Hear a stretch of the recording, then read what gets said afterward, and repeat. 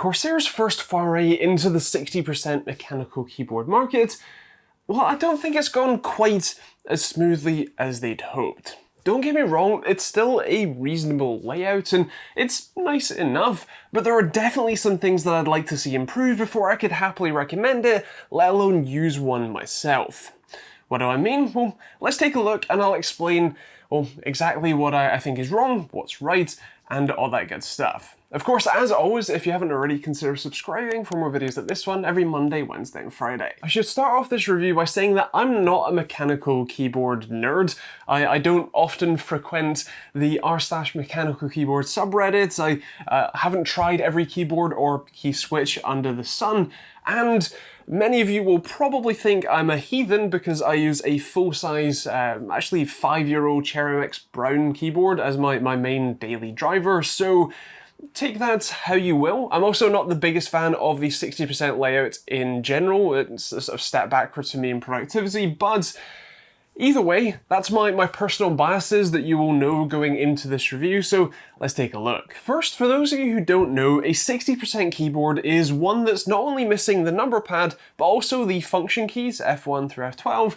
and both your arrow and home, insert, end, page up, page down, delete keys. All of those are missing, so all you're left with is the very core of a keyboard.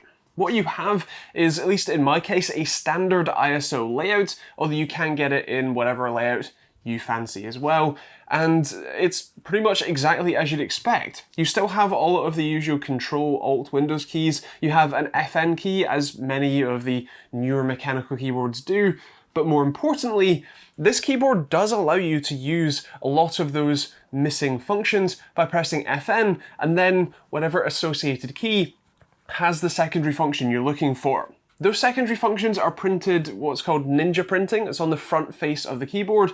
And so if you wanted to, say, use the arrow keys, well, you would hold FN and either press U, H, J, or K.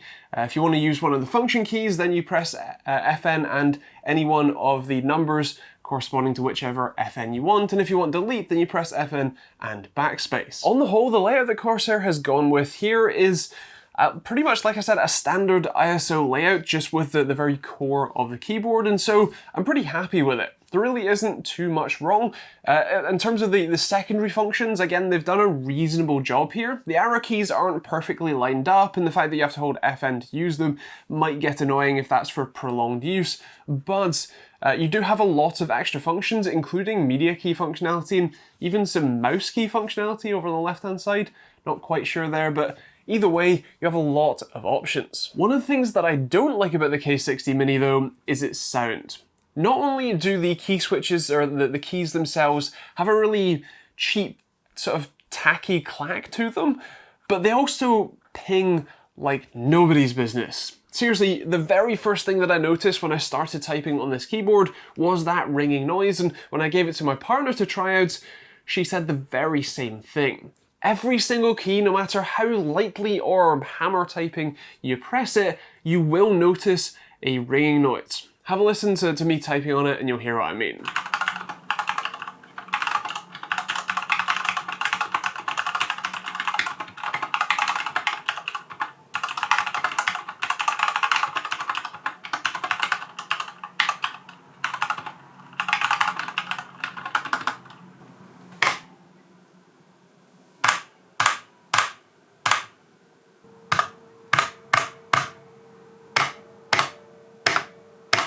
Like I said, the very first thing that you notice is that ringing noise. It's not great, and it really doesn't live up to its £110 price tag. On top of that, the relatively, I don't know, mushy spacebar that I had on the K70 TKL is present here too. It has a completely different sound to a standard key switch, like when you're tapping on a normal key versus it sounds mushier. Also, the ringing is much more prevalent, and so it just doesn't feel like it has, you know, great quality, which is strange because the overall keyboard flex is fantastic. It feels pretty hefty, which may make it a bit more difficult to travel with, but it feels like a solid board, until you start typing on it. The height is also something that I didn't get used to, or I couldn't almost. It's a ridiculously high keyboard, and especially because there is no adjustable feet, the height that you get is the height that it's staying at. This felt very tall. Felt like my wrist was cranked backwards a fair bit, and actually I normally write these scripts on the keyboard that I'm, reviewing, right? Like, makes sense to do that. And I tried that with this.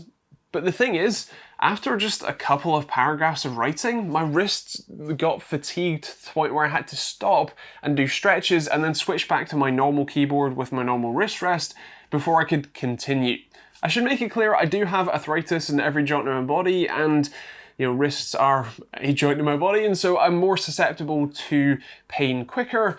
But if I'm getting fatigued after writing a couple of paragraphs, well, that's not a great sign. And as for gaming on it, that felt okay. The comfort sort of issue, if you like, was still present. Of course, you only have one hand rather than two, which is good, and you can kind of position yourself a bit differently with it, which helps a little.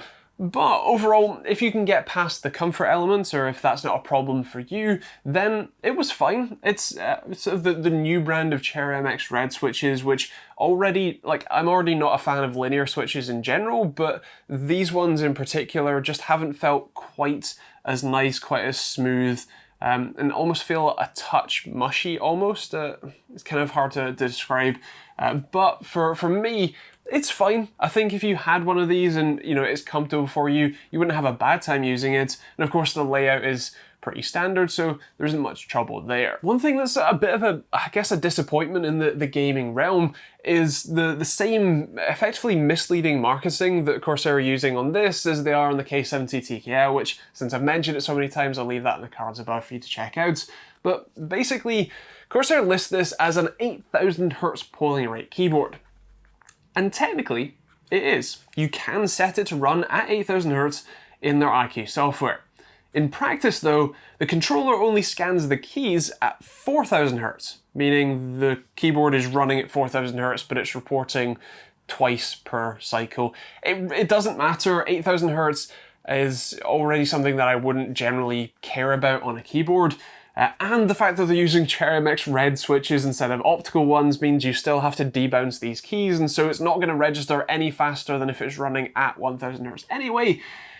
But yeah, that touch of misleading marketing is disappointing to see. As for styling, I actually really like it. It's a sort of minimalist design, which is pretty cool, including the very subtle Corsair logo on the backside that you won't ever see. I also really like the keycap texture. It's a sort of fine grit grain that is really comfortable to use, but also a little bit grippy, makes it nice and easy to sort of hold on and that sort of thing. I very much like it. I also like the spacebar with its sort of funky design and the RGB lighting behind that. Of course, it's full perky RGB backlighting, and it's customizable in the new IQ software if you want to play around with that. You can also remap any of the keys as well, which is also rather nice.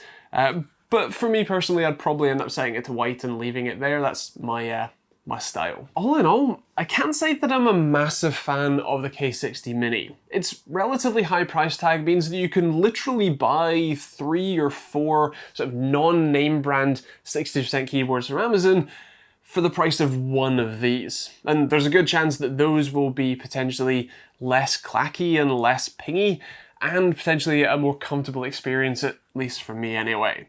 Overall, if you end up with one of these, I don't think it's going to be the worst experience, especially if you do find it comfortable to use.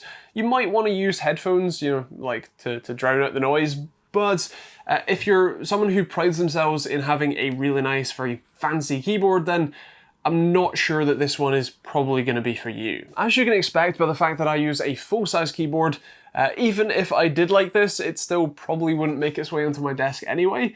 But if you have any suggestions for other keyboards you'd like me to check out, or maybe just try out to expand my mechanical keyboards knowledge, then feel free to let me know in those comments down below, and let me know what you think of the K60 Mini.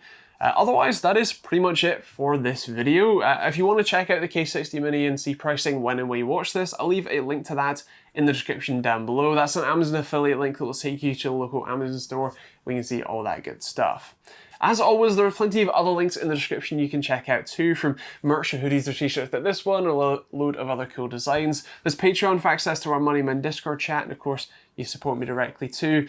And there are plenty of other videos on the end cards you can take a look at if you want to keep watching, including that K70 TKL video, which I explain more about the 8000 hertz thing. Other than that, that is pretty much it. Thanks for watching. If you've got any questions, feel free to leave those in the comments down below, and we'll see you on the next video.